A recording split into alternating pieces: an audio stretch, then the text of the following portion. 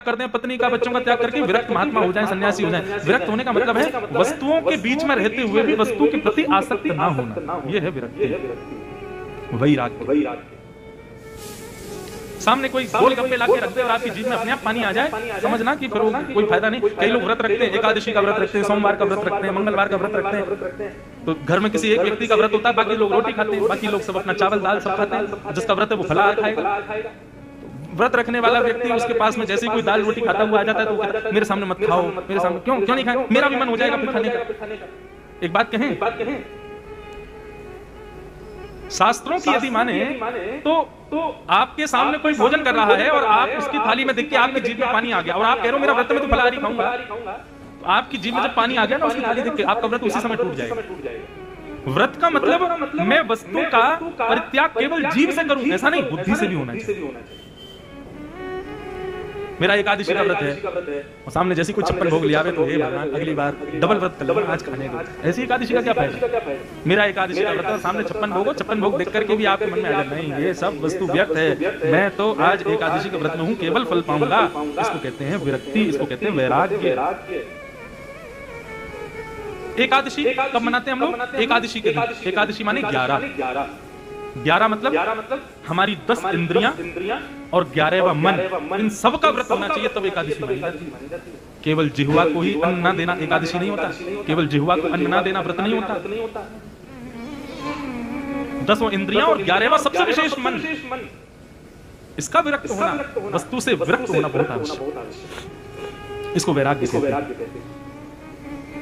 तो भक्ति के ये 2 पुत्र हैं, पहला ज्ञान और दूसरा वैराग्य।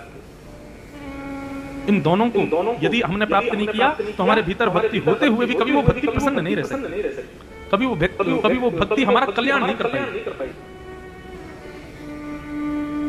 भक्ति को यदि प्रसन्न करना है तो ज्ञान वैराग्य को पुष्ट करो, और ज्ञान कहते हैं विवेक को, वैराग्य कहते हैं मन के वशीकरण को, सेल्फ कंट्रोल, ये वैराग्य। भक्ति के 2 पुत्र। अब स्थिति यह है कि भक्ति तो सबके अंदर है लेकिन ज्ञान वैराग्य किसी के पास नहीं है, इसलिए भक्ति दुखी है। भक्ति ने नारद जी महाराज से कहा कि मैं बहुत दुखी हूं, मैं तो युवान हूं, मुझे तो सब करना चाहते हैं लेकिन मेरे पुत्र ज्ञान और वैराग्य को कोई नहीं चाहता। अब जब पुत्र ही प्रसन्न नहीं है तो मां कैसे प्रसन्न रह सकती है? नारद जी महाराज बोले तुम चिंता मत करो भक्ति महारानी, ये सब कलयुग का प्रभाव है। भक्ति महारानी कहने लगी कलयुग को मार दीजिए। बोले नहीं, कलयुग को मारा नहीं जा सकता। क्यों? कलयुग में लाख दुर्गुण है लेकिन कलयुग में एक बहुत बड़ा सद्गुण है। इस कलयुग में भी कोई सद्गुण है?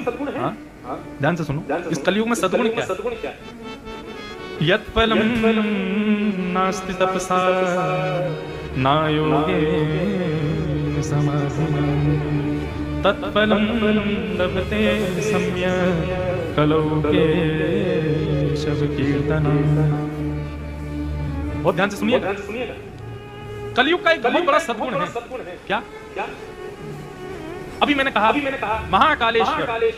अब महाकालेश्वर कहते ही आपके चित्त में अपने आप महाकाल भगवान आए कि नहीं आए? मैंने कहा ओमकारेश्वर। ओमकारेश्वर कहते ही ओमकारेश्वर भगवान की प्रतिमा, ओमकारेश्वर स्थान की जितनी भी मेमोरीज आपके हृदय में वो सब प्रकट हो जाएंगी। यह स्थिति केवल कलयुग में होती है, सतयुग त्रेता द्वापर में संभव नहीं। मैंने कहा चतुर्भुज नारायण, तो चतुर्भुज नारायण कहते आपके हृदय में शंख चक्र गदा पद्मधारी नारायण तुरंत प्रकट हो जाएंगे। यह स्थिति केवल कलयुग में संभव है। सतयुग त्रेता द्वापर में इस स्थिति को प्राप्त करने के लिए जो हमारे यहाँ क्षण भर में हो जाती है उसके लिए हजार वर्ष की तपस्या करते हैं लोग। इसलिए कलयुग में तप का विधान नहीं है, तपस्या का विधान नहीं है। क्यों? क्योंकि यहाँ पर क्षण में ही ठाकुर जी प्रकट होते हैं हृदय में। तपस्या कहाँ करनी पड़ती है? सतयुग में, त्रेता में, द्वापर में।